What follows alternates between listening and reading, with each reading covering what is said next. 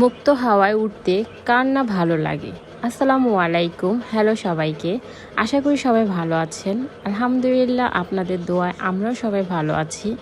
আজকের দিনটা মাশাআল্লাহ এত সুন্দর। আমি যখন বারান্দায় এসেছি, পাখির ডাক এক পাশে, আরেক পাশে ওয়েদারটা দেখে আমার এত ভালো লেগেছে যে আপনাদের ভাইয়া বাসায় আসা মাত্র বললাম যে আজকের ওয়েদারটা এত সুন্দর, চলো ঘুরে আসি। যেই কথা সেই কাজ, তড়িঘড়ি করে রেডি হয়ে বের হয়ে গিয়েছি। এই তো ঢাকার খুব কাছেই এত সুন্দর একটা ভিউ, কেউ না দেখলে মিস করবেন। আমি যখন এখানে এসেছি আমার মনটা খুবই ভালো হয়ে গেছে।